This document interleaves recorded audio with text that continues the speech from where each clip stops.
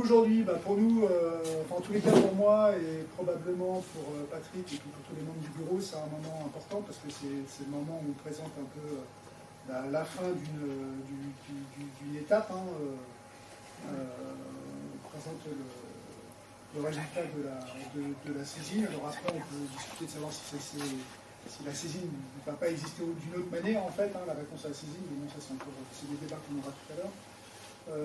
Enfin, en tous les cas, pour nous c'est important, puisqu'il y a 2 ans, on a pris la suite de Cécile Valverde, qui est là ce soir, et ça fait plaisir. Et donc, bon, pour nous, ça marque quelque chose, quoi, parce que c'est un engagement aussi pour faire aboutir les choses. Et ça n'a pas toujours été simple d'être tous présents en même temps, d'être disponibles, etc. Donc je suis assez content quand même qu'on puisse présenter ce travail. Ça n'a pas été évident. Donc du coup, on va faire un peu le tour, on va faire un rappel un peu de l'historique de cette saisine et de comment on s'y est pris. Les choix qu'on a faits qui aboutissent au résultat que vous avez tous là disponibles sur les chaises. Ce n'est pas la version tout à fait définitive, mais bon, on ne peut pas dire que ça va changer grand chose de philosophie d'ici le mois de janvier. Donc bon, beaucoup de gens ici sont dans le CODEF depuis longtemps, donc je ne vais pas peut-être rappeler ce que nous sommes. L'idée c'est d'être à l'écoute du territoire et des habitants, et puis d'essayer de percevoir un peu toutes les dynamiques qu'il peut y avoir sur ce territoire, de les travailler et de les présenter à travers différents travaux aux élus du SICOVAL. Essayer aussi d'alimenter le débat public en menant des conférences, en organisant des débats, des tables rondes. Et puis essayer de partager des connaissances sur les questions sociales et souvent notamment au travers des conférences ou des débats qu'on peut avoir. Donc on a fait tout un tas de choses qu'on va voir ensuite. Je ne sais plus qui présentait cette diapo. C'est moi. On a essayé de faire une présentation collégiale. On n'a pas répété, on n'a pas fait de général. On n'a pas répété, non. Avec Jean-Philippe. Bon, donc je vous rappelle le thème de la saisine, c'est comment accueillir des populations nouvelles tout en respectant la qualité de vie sur le territoire du SICOVAL, qualité de vie que tout le monde reconnaît. Alors, le sujet est pertinent. La question est pertinente. Pardon, je me rapproche. Ah, je suis plus dans l'âge de la caméra, d'accord. Ça passe sur quelle chaîne? Donc le sujet est pertinent parce qu'on arrive dans un moment où les études de planification générale, le SCOT, pour ceux qui en ont entendu parler, schéma de cohérence territoriale, ces études sont en train de préciser les principaux chiffres qui vont nous permettre de bien comprendre ce qui va se passer dans notre territoire. À savoir les logements, la population, logements nouveaux, population nouvelle. Alors ce qu'il faut savoir, c'est que sur l'agglomération toulousaine, il va arriver à peu près 10 500 à 12 000 habitants nouveaux. Par an. Par an, oui. Oui, par an. Oui, par an. Ce qui fait que sur le SICOVAL, l'agglomération toulousaine, c'est le SICOVAL, Toulouse et sa communauté d'agglo et le Muretin, plus quelques petites annexes. Sur le SICOVAL, ça fait 1000 habitants nouveaux par an. Donc il faut les mettre. Il y a un deuxième impératif qui nous est aussi imposé, à savoir une loi nouvelle, la ZAN, zéro artificialisation nette nouvelle. Voilà ce que signifie le diminutif.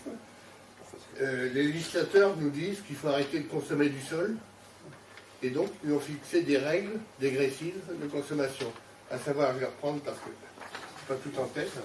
Réduire de 50% la consommation des sols sur les 10 ans à venir, puis de 75% jusqu'à 2044, la fin du SCOT, et à la fin, ne plus du tout utiliser de terres nouvelles pour urbaniser.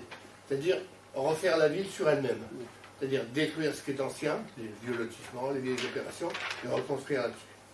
Donc voilà ce qui nous attend, et c'est pas une gageure, ça ne va pas être facile. Voilà. Merci.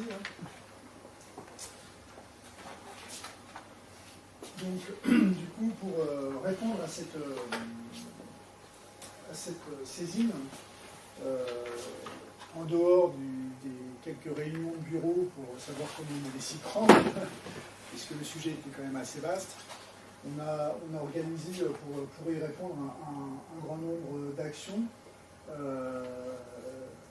a fait intervenir un certain nombre de conférenciers sur différents sujets qui avaient lien avec la saisine, pardon.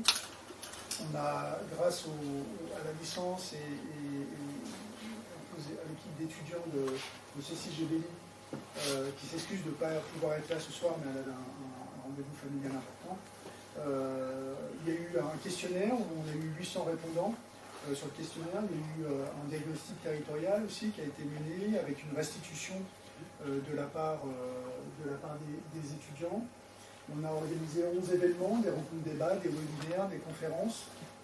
Et puis on a fait aussi intervenir, en dehors des conférenciers, certains directeurs du CICOVAL qui ont bien voulu venir nous expliquer un petit peu aussi leurs prérogatives, le contexte territorial, etc.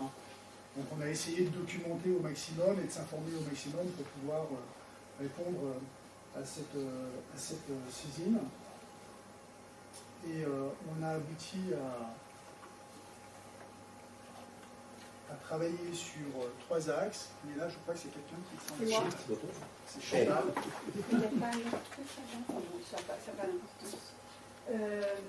Donc les étudiants ont fait effectivement un questionnaire et il y a eu des entretiens qui ont été faits.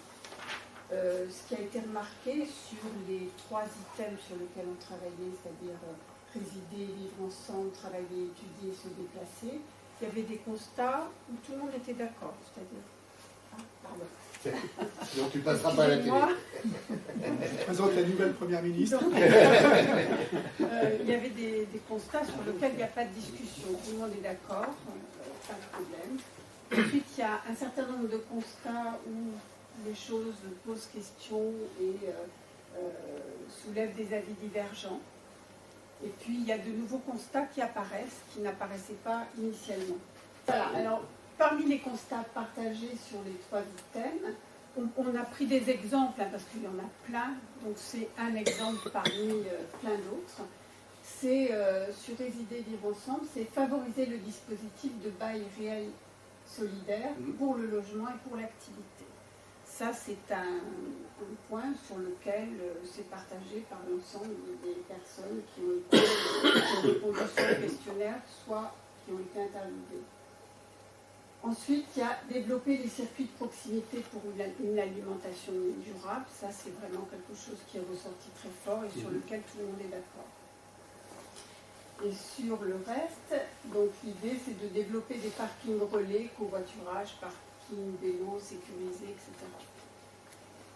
Donc sur les constats discutés, il y a la faible qualité des logements sociaux et collectifs. Ça, c'est quelque chose pour lequel il y a un débat.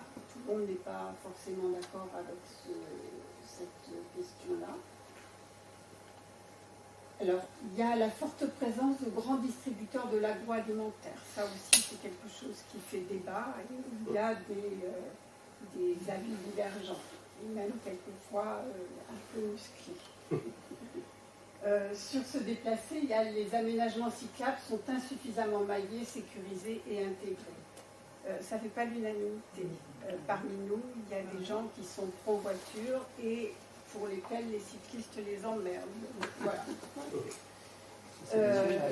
Ensuite, sur les pistes de réflexion qui sont nouvellement apparues, il y a l'enrichissement et la diversification du territoire par la mixité sociale et l'intergénérationnel.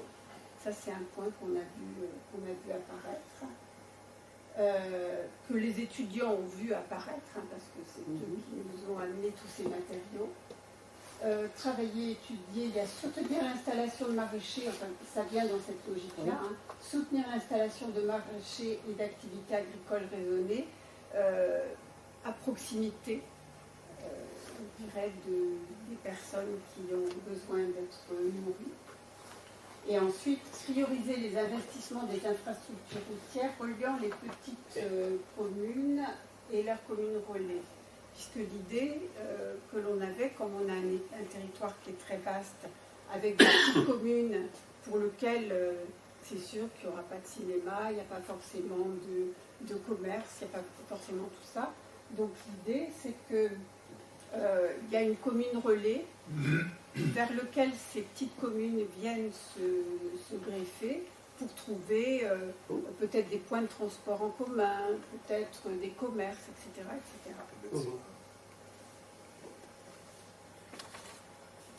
Alors, ça c'est les matériaux qui ont été ressortis du travail des étudiants. Donc je vais vous les lire rapidement. Résider, vivre ensemble. Donc l'idée c'est de développer une offre résidentielle adaptée, améliorer les modes d'habitat collectif, maîtriser le foncier dans un contexte contraint, encourager la mixité sociale, adapter des services de proximité à la diversité des profils socio-démographiques, préserver le cadre de vie et du patrimoine, concilier la densification urbaine avec l'environnement, améliorer la cohabitation entre plusieurs usages, modularité des habitats, réduire le sentiment d'insécurité, valoriser les espaces publics, conforter la concertation des habitants, renforcer l'accessibilité des services de proximité, encourager à la participation associative, diversifier l'offre de logement et réduire le sentiment d'insécurité. Voilà, ça c'est ressorti du travail des étudiants. Travailler et étudier, donc là, les items qui sont sortis, c'est renforcer l'économie sociale et solidaire, développer les filières de l'alimentation locale, renforcer la diversification des secteurs économiques, développer la filière du réemploi et l'économie circulaire, soutenir l'activité économique des différentes centralités, soutenir le développement des établissements d'études secondaires et supérieures, accompagner la flexibilisation des lieux et pratiques de travail, favoriser l'insertion et la réinsertion professionnelle, généraliser la mixité programmatique des projets, soutenir les activités d'économie sociale et solidaire et préserver le foncier agricole. Je reviens sur ce que tu disais. Sur la qualité de vie et l'accueil de population. Donc, on est sur l'acceptation sociétale de l'accueil de population. Promouvoir les mobilités douces, le covoiturage et l'intermodalité. Renforcer les liens avec les territoires et les intercommunalités limitrophes, parce que en ce qui concerne la qualité de vie, ça ne s'arrête pas aux frontières du Sicoval. Développer la connexion avec d'autres centralités, améliorer la pédagogie autour des mobilités douces, ça je pense que c'est un point important. Développer des infrastructures liées aux mobilités douces, adapter la voirie à la forte densité automobile. Voilà. Je passe la parole. Bien, j'espère que vous avez tout retenu. 25 et quelques enjeux. Ce qu'il faut retenir sur tous ces enjeux, c'est que ces enjeux ont été ensuite affectés ou détaillés par commune. C'est-à-dire que l'enquête des étudiants a travaillé sur l'ensemble du Sicoval, mais aussi par commune. Et donc pour chaque commune, ces enjeux ont été affectés à la commune. Et on verra tout à l'heure, on va prendre un exemple qui est la ville de Baziège. Ces enjeux ont été définis pour Baziège. Donc à partir de là, on s'est dit, bon ben voilà, à Baziège, il y a un certain nombre d'enjeux, de problématiques, mais il va falloir les développer, il va falloir trouver un moyen de proposer des solutions, des préconisations pour mettre en exergue ces enjeux. Et donc les étudiants se sont dit, voilà, on peut effectivement regrouper ces enjeux par commune selon l'axe classique, le centre, les collines et la plaine, le papillon du Sicoval. Mais finalement, on peut aussi catégoriser ces communes selon les enjeux selon les différentes problématiques, et essayer de faire des regroupements de communes qui ont à peu près les mêmes enjeux. Et c'est ce qui a été fait donc, par ce découpage multicolore, où 7 différentes catégories de communes ont été déterminées grâce à un certain nombre de calculs qui ont été faits sur les enjeux et sur l'importance de chaque enjeu, et comment chaque enjeu, par exemple, est-ce qu'il y a un collège à proximité, est-ce qu'il y a des médecins qui sont sur la commune, est-ce qu'il y a des possibilités de transport qui existent actuellement en termes de mobilité, transport en commun, etc. Donc, tous ces critères ont été étudiés, et selon les résultats de ces critères, les communes ont été regroupées. Alors là, effectivement, on peut voir que sur la commune qui va vous être présentée plus en détail, donc le groupe 5, les centralités secondaires, on va retrouver Baziège et Aigueville. Bon, ça, effectivement, c'est des communes qui sont un petit peu en bout, ils ne sont pas proches de la centralité toulousaine.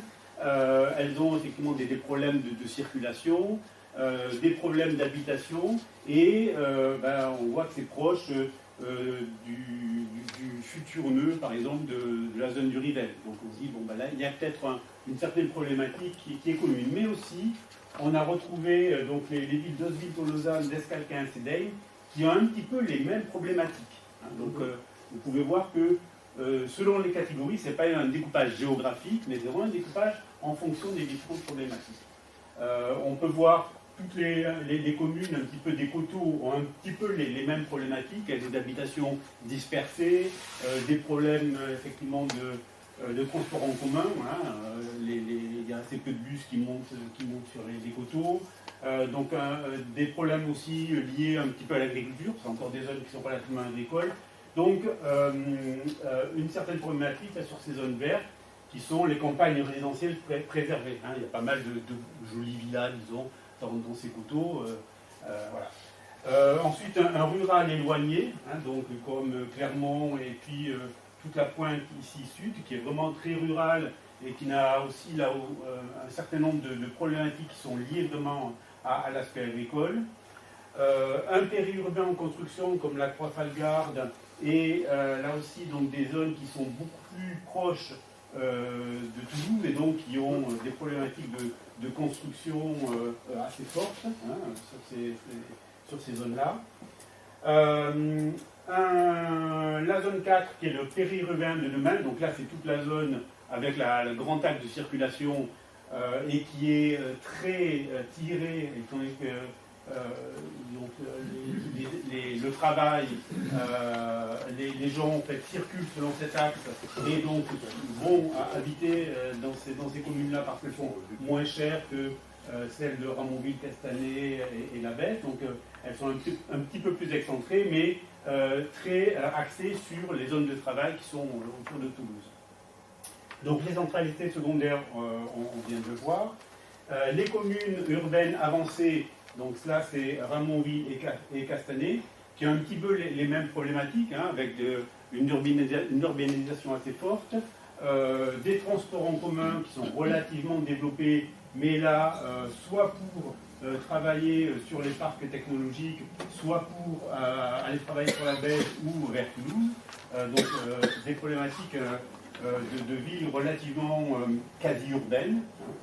Et en fait la dernière catégorie, qui est la Belge, qui a une particularité, une certaine spécificité, qui est un centre économique avec beaucoup de zones de bureaux et donc de zones de travail, avec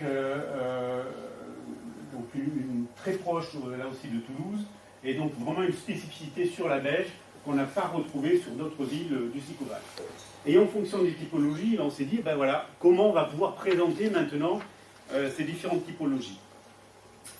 Et là, on s'est dit, ben, voilà, donc là, si on fait un focus sur le groupe, donc on a ce groupe 5 des centralités secondaires, on a un certain nombre de critères qui ont été mesurés, donc par exemple le nombre de nouveaux logements, qui est dans le cadre des nouveaux logements, il y a un indice, par exemple, qui est relativement élevé. Hein, donc, il y a eu pas mal de constructions, mais on n'est pas au niveau, disons, de Castaner à Montbéliard. Donc voilà, c'est toute une typologie. Des temps d'accès à un médecin généraliste ici, dans ces groupes 5 qui sont assez élevés. Hein, c'est pas facile de trouver un médecin, il faut souvent aller sortir de la zone pour aller trouver un médecin. Donc ça redonne un petit peu ce problème-là, avec des villes qui se retrouvent un petit peu être au centre de circulation d'autres villages, un petit peu des centres-bourgs, mais qui n'ont pas encore acquis, disons, cette possibilité d'être vraiment un vrai bourg actif, donc un petit peu des bourgs en devenir. Et à partir de là, donc, on s'est dit, ben, maintenant, il va falloir présenter quelque chose sur ces typologies. C'est là qu'on s'est dit, ben, on va essayer de faire des récits. Alors là, je ne sais pas si c'est toi. Oui, c'est moi. Et donc là, voilà, on s'est dit, ben, on va travailler sur un récit. Et on a fait un récit pour chacune des typologies. On a fait des récits. Pourquoi ce format? Parce qu'on aurait très bien pu faire un pavé avec beaucoup de chiffres, beaucoup de choses dessus qui nous auraient des camemberts partout, mais personne n'aurait rien compris. Donc, on a préféré construire en fait un espace différent, accessible à tout le monde, comme si on lisait quelque chose, comme si on lisait une histoire. Donc ça nous a demandé quand même un petit peu de temps avant d'arriver à trouver comment on allait pouvoir engager tout ça. Et puis après, on nous avait demandé aussi de faire une vision sur du long terme, c'est-à-dire de maintenant à 2050. Donc, dans notre récit, on n'a pas voulu mettre des chiffres, parce que les chiffres, c'est toujours, ça fixe quand même un cadre. Là, on est aujourd'hui, maintenant. Demain, demain c'est entre aujourd'hui et un peu plus tard. Et après-demain, c'est beaucoup plus tard. Qu'est-ce qu'on a voulu aussi mettre en valeur? C'est, en fin de compte, on a pris des récits de vie de personnes qui travaillent actuellement, qui sont sur le Sicoval, qui sont dans ces villes, et on les a fait évoluer sur un parcours de vie tout au long de sur ces 40 années, avec leurs défis, les obstacles et leurs envies aussi. Et ils sont là. Ensuite, on a mis aussi, donc, on a mis en valeur l'histoire des acteurs locaux, une histoire commune partagée entre tous les territoires. Donc voilà comment on a essayé de construire notre saisine à travers, en fin de compte, des différentes vies de la saison. Et juste un complément, l'idée aussi c'était de montrer un peu, alors c'était un peu ambitieux, hein, mais une des idées aussi c'était de montrer aux élus du Sicoval le territoire vécu par les habitants en fait. C'est-à-dire que plutôt que de le voir à travers des trajectoires, ce que expliquait avec des chiffres, des choses comme ça, c'était aussi d'essayer de faire toucher du doigt ce que ça veut dire finalement d'être en voiture sur une route, sur un axe bouché par exemple, ou lorsqu'on bénéficie d'un covoiturage ou d'un bus pour se rendre au métro, des choses comme ça. Donc c'était vraiment la difficulté d'aller déposer ses enfants lorsqu'ils sont dans deux structures différentes, qu'on est mère seule au foyer par exemple. Donc voilà, c'était un peu cette idée-là aussi, c'était de dire le territoire il est vécu par les gens et c'est pas qu'un objet d'aménagement. Et voilà, c'est un peu. Baziège. Donc, les étudiants nous ont fait une étude sur le territoire de Baziège. Et donc, le territoire de Baziège, aujourd'hui, c'est un territoire qui est en évolution. Il a quand même un domaine agricole assez important, mais qui commence quand même à diminuer. Ensuite, sur aujourd'hui, le récit de la famille, c'est donc une famille lambda qui a, pour le récit, 2 enfants, qui travaillent actuellement, donc le père, vous verrez après dans le récit, pour faire simple, le père au début travaille en tant qu'agriculteur, la mère travaille en tant qu'aide-soignante, je crois, c'est ça, et les enfants, voilà. Donc on a décrit en fait la vie d'aujourd'hui de ces 4 personnes sur les territoires de Baziège. Ensuite on a fait évoluer. Donc l'évolution de cette famille, c'est comment elle a évolué en fonction de l'évolution du territoire, parce que le territoire de Baziège, donc il y a Zac de Rivel qui va arriver, il y a dans toute sa problématique, il y a tout le nœud du Céam qui va arriver aussi, il y a l'entrée de l'autoroute, donc c'est un axe routier qui peut dans les années devenir très, très important. Donc, l'évolution de sa vie, c'est perte de son emploi agricole, parce qu'il avait donc son père, vous verrez dans les récits, son père est mort, il a repris le territoire, il a été confronté à beaucoup de problèmes liés à l'agriculture de l'instant, l'évolution au niveau des traitements phytosanitaires, au niveau de l'évolution du territoire, au niveau de tous les changements climatiques. Donc, on l'a fait, en fin de compte, changer de métier et on a redécrit sa vie autrement. Et donc, et là-dessus, on a fait évoluer son récit vers Baziège, ville. On a, en fin de compte, fait évoluer aussi dans le temps comme une ville relais qui a mené, en fin de compte, les gens à ne plus travailler, à ne plus essayer de travailler à Toulouse, mais essayer de travailler dans les environs. Après-demain, donc, le développement des échanges intermodaux et l'éco-construction de l'économie circulaire. C'est-à-dire que comme Baziège va être une zone qui, en théorie, d'après les actes du Rivel, devrait être une zone beaucoup orientée sur l'économie circulaire et l'éco-construction, donc toute l'évolution de ce récit est basée là-dessus. Donc, en conclusion, on pourrait dire que pour le récit de Baziège, c'est le récit qui illustre la transition ça s'appelle Quentin et Lucie, vous allez voir, entre défis agricoles et reconversion, tout en soulignant l'évolution de Baziège en réponse aux enjeux environnementaux et sociétaux. Parce que dans notre récit, Baziège n'est pas seul, parce que vous avez remarqué, vous avez deux villes qui sont là, qui sont Aigueville et Montgiscard.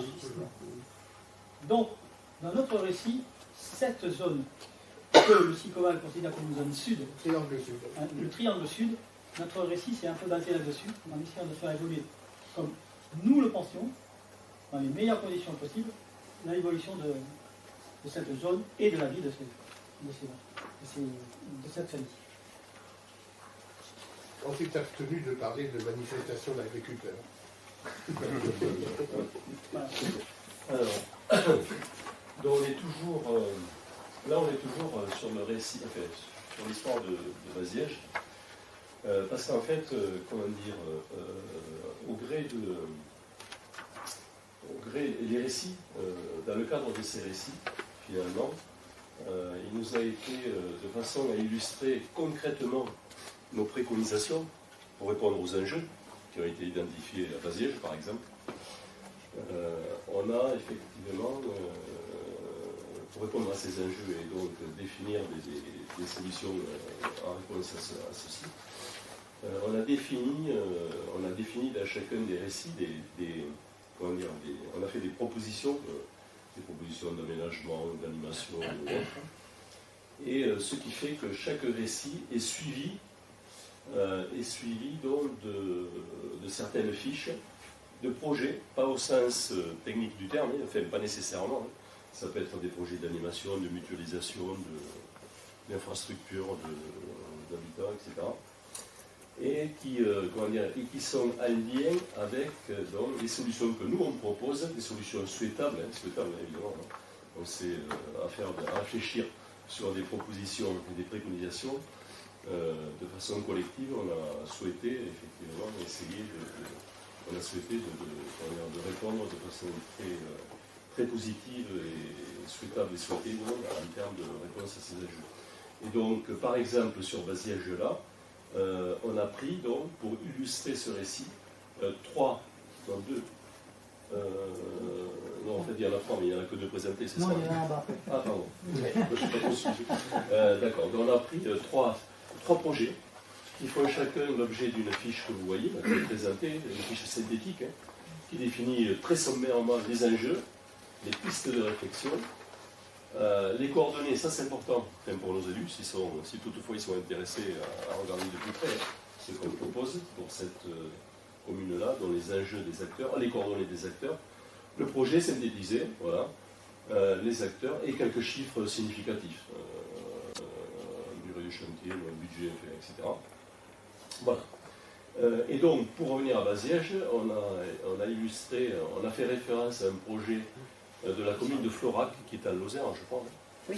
Et qui concerne la réhabilitation d'un îlot dans la ville, l'îlot d'Ide. Voilà. Donc déjà, on parle de réhabilitation, pas démolition-construction, par rapport à la transition énergétique, etc. Et puis là, c'est intéressant de voir comment ils ont fait ça. Et en 2 ans, ils ont réussi donc à revitaliser un quartier qui était manifestement qui était en déshérence. Voilà. Autre exemple, toujours pour le groupe Baziège, Tonnes. Tonnes, c'est à côté, là, c'est le Tarn-et-Garonne. Non. Oui, Tonnes, c'est un projet, c'est pas qu'un projet, puisque tous les projets dont on parle, ils sont déjà réalisés. Donc c'est une réalisation d'un pôle d'échange multimodal. Et mon collègue Bernard, effectivement, il a bien évoqué, et ça a été développé dans la séquence après-demain, effectivement, la gare de Baziège va jouer un rôle certainement le CERN, fondamental, très, très, très important, et pour irriguer d'ailleurs toutes les communes environnantes en termes de transport. Et donc, il y aura lieu vraisemblablement, au regard de la situation de la gare d'aujourd'hui, qui est complètement ramassée, de construire autour de cette gare un pôle d'échange avec toutes les ramifications en termes d'intermodalité, les bus, le covoiturage, etc. Donc, un exemple pour illustrer ça, qui existe, qui est réalisé. Et le troisième exemple, effectivement... Oui, alors donc, à l'image de ce qu'on a dit pour Baziège, on a fait la même présentation pour chacun des 7 récits, puisqu'il y a un récit, comme l'a précisé mon collègue, donc, par groupe de communes. Ce qui fait qu'on a constitué finalement une bibliographie, une bibliothèque de projets, de réalisation, qui sont à même de répondre aux différentes, en termes de solutions et de recommandations, aux différents enjeux soulevés au fil de ces 7 récits. Toujours sur les thèmes de l'emploi, de la mobilité et de l'habitat. Par exemple, là, on a, je ne sais pas où c'est, oui, on a pris l'exemple d'une opération BIMBI. Alors BIMBI, c'est une opération, c'est un processus d'urbanisme qui permet de détacher un terrain d'une propriété déjà bâtie. En gros, voilà. C'est périlleux. Alors, ce qui est intéressant, parce que des opérations BIMBI, il y en a. D'ailleurs, le SICOVAL a été précurseur, puisque le maire de Vico-les-Ouzines a initié ça il y a une dizaine d'années, j'imagine. Et ça se pratique toujours, et ça marche très bien d'ailleurs. On a fait, justement, on a eu l'occasion de faire une balade dans cette commune-là pour voir de visu comment, après les divisions et après les constructions de nouvelles maisons, comment ça se passe. C'est vraiment formidable, en fait, c'est vraiment réussi. Mais là, le surplus, c'est qu'on articule à Périgueux, je trouve que l'idée est géniale, ces opérations-là, on permet le détachement, mais à condition que celui qui détache, qui va vendre la parcelle, s'engage à faire une rénovation énergétique. Autrement dit, on joue sur le double tableau, transition énergétique et puis économie de foncier. Quoi. Voilà. Il y a aussi un exemple de conciergerie innovante. Ça, il y en a pas mal qui se développent et c'est vraiment quelque chose de très bien, les conciergeries. D'ailleurs, je crois qu'il y a un projet à Coronsac, si je ne me trompe pas. Et ça amène justement des échanges humains, des échanges sociaux. Et puis surtout, ça permet, le concierge, à l'époque, autrefois ça existait dans toutes les maisons, dans toutes les grandes résidences, il y avait un concierge. Puis bon, au cours des années 70, ça a disparu. Et on y revient d'ailleurs, on y revient. Et c'est vrai que le concierge, une présence humaine, apporte des services inimaginables auprès des habitants. Il y a des exemples d'autopartage, par exemple. Autopartage, bon, il y en a pas mal qui se développent.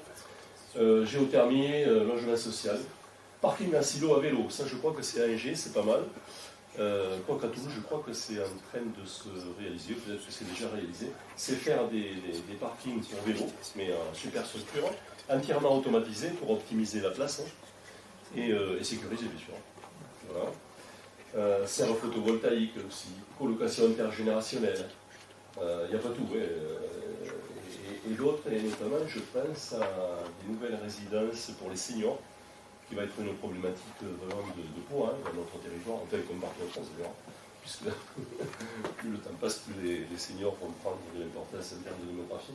Et il y a de nouveaux produits maintenant, publics ou privés, ou les deux, qui sont très intéressants, qui permettent en fait une vie privative, mais aussi une vie partagée pour être en contact avec les autres, pour faciliter les interactions sociales, etc. Et là, c'est vraiment intéressant. Et puis bon, il y en a d'autres. Hein. C'est un exemple. Donc, autrement dit, on a constitué une biographie dont, pour l'instant, alors ça c'est pour l'ensemble des communes du Sico Val. Je veux dire, il faut piocher au choix. Et toutes ces, tous ces projets présentés, réalisés dans d'autres communes de France, répondent sur ces axes-là, bien sûr, hein, la mobilité, l'emploi et l'habitat. Et ce qui est intéressant, ça a été souligné, je crois, par Xavier au début dans la présentation, c'est que ça relève d'initiatives, ça peut relever d'initiatives citoyennes. Je pense, par les habitants eux-mêmes, hein. Je pense d'ailleurs à, c'est la SK15 ou je ne sais plus, à l'association de citoyens autoliens, qui sont dans le transport solidaire. Voilà. Ça peut aussi, ces projets peuvent avoir émané d'initiatives d'entreprises, hein, entrepreneuriales. Je pense à la SEM, on en a discuté pour, c'était intéressant cet atelier-là, pour le projet d'Innova. Hein. Donc effectivement, la SEM Paris Commerce est une foncière de commerce qui permet effectivement à la collectivité, enfin à l'aménageur, autrement dit à la collectivité, hein, qui est le capital le plus important dans la SEM, de pouvoir acheter des bâtiments, des rez-de-chaussée en blanc, pour pouvoir mettre les commerces ou les activités souhaitables par les habitants. Et après, au fur et à mesure, économiquement parlant, ils peuvent, au niveau de leurs propres ailes, ils le portent plusieurs années, voire 10 années, je crois, sur Paris. Voilà, donc, et ensuite, il peut y avoir aussi des projets, il y a des projets qui relèvent d'initiatives, des collectivités publiques, bien sûr. Mais je veux dire, c'est partagé. Il ne faut pas tout attendre des collectivités publiques pour gérer les transitions. C'était le message qu'on voulait faire passer. Donc du coup, tout cela est clairement expliqué dans ce beau document que vous avez tous trouvé sur vos chaises. Vous retrouverez la méthodologie, comment on a travaillé, la construction des indicateurs par les étudiants pour classifier un peu les communes sous des typologies. Et puis nos 3 axes, travailler, résider, se déplacer, c'était vraiment les 3 axes sur lesquels on a travaillé. L'ensemble des enjeux qu'on a définis par rapport à ces 3 axes. Et vous allez trouver les récits, donc à chaque fois le système est toujours le même. Vous avez en première page la typologie concernée, avec en dessous rapidement les principaux indicateurs qui ont été retenus, qui ont servi un peu à construire le récit. Le récit en lui-même qui est toujours sur 3 temporalités, c'est-à-dire aujourd'hui, demain et après-demain. Donc évidemment, à chaque fois, ce sont des récits, c'est là où on aimerait tous collectivement aller. On a vraiment choisi ce parti pris. Et bien entendu, chaque récit, vous le verrez à la fin de chaque récit, vous avez également les enjeux qui ont été traités dans le récit. L'ensemble des enjeux n'ont pas été traités dans tous les récits, ça aurait été trop compliqué. Donc évidemment, on peut avoir parfois le sentiment que j'aurais bien aimé lire ça aussi sur ce récit, etc. Bon, c'était l'exercice qui était comme ça, on ne pouvait pas tout traiter, donc on a fait des partis pris. Et on a essayé de ne pas reprendre les mêmes enjeux dans les 7 récits, ce qui nous a permis de les répartir, l'ensemble des enjeux dans les 7 récits. Et puis vous trouverez également les fiches inspirantes, hein, c'est ce que vous a montré Patrick juste avant. L'idée c'est de dire on traite finalement, nos préconisations sont dans le récit en fait, hein, c'est-à-dire comme on aimerait que ça soit comme ça après-demain, on en déduit, hein, c'est un peu l'idée, mais on met quand même des fiches inspirantes pour dire qu'il y a des choses qui se sont faites un peu partout. L'idée c'est pas que ça soit reproduit de la même manière, chaque territoire a ses spécificités, mais c'est de dire ça c'est pas hors sol, il y a des choses qui se sont construites de cette manière-là dans différents endroits du territoire. Donc c'était vraiment important pour nous de le mettre quand même avec le récit pour dire il y a du récit, c'est de l'imaginaire, mais en même temps il y a des préconisations qui s'appuient sur des enjeux véritables, sur des indicateurs du territoire, sur des contraintes aussi du territoire, et puis des normes et des règles qui s'appliquent, et en même temps de donner des exemples de choses qu'on puisse se faire. On a également eu la chance d'avoir un illustrateur qui nous a fait des dessins pour chaque récit, qui illustre un peu à sa manière chaque récit. Voilà, c'est aussi une autre manière de dire, tiens, comment on aimerait que ça soit ici quelques années, à certains endroits, voilà. Et puis, crois que j'en ai terminé. Voilà, il y a les fiches et puis les enjeux qui ont été traités. Voilà. Donc, on a commencé à présenter ces récits. On était au conseil municipal de Ville de Lausanne il y a 2 semaines. Ils nous ont gentiment invités en fait, à venir présenter notre travail. L'ensemble du conseil était là. J'ai trouvé une belle expérience. Maintenant, on veut aussi aller les présenter. On a commencé à en parler au Randoval, au marché de Castanet-Lausanne, le vendredi, c'est ça. On a été aussi présent avec Davy à la journée d'égalité à Castanet dimanche. Donc on essaie de présenter ces récits. L'idée c'est aussi de les améliorer en récoltant les ressentis des gens quand ils lisent ces récits. Voilà, parce que nous on a fait ça entre nous. On a essayé d'associer du monde, mais on aimerait aussi avoir l'avis encore du plus grand nombre en fait. Voilà, pour les étoffer, leur donner encore plus de véracité, on va dire. Il y a un travail qui est mené aussi sur la récolte de témoignages d'anciens du territoire. Donc, Davy et puis c'est Philippe vont filmer des anciens qui racontent leur existence sur le territoire. Donc c'est aussi c'est du patrimoine, c'est important. Et puis maintenant, on va avoir une prochaine étape là, ce soir. C'est d'initier finalement les travaux futurs du CODEV. En parallèle, les récits continueront à être présentés et enrichis, mais maintenant il faut qu'on se tourne vers des nouveaux sujets. Et on va essayer ensemble de commencer à défricher des pistes et de voir ce qui vous porterait pour la suite. On a bien vu que les récits, ceux qui ont adhéré se sont beaucoup impliqués, et puis certains ont moins adhéré, ont plus de difficultés et se sont un peu éloignés, mais c'est normal, c'est la vie aussi des structures. Voilà, maintenant c'est de revenir ensemble et de repartir sur d'autres choses et d'essayer de trouver des sujets qui puissent tous nous hameçonner un petit peu.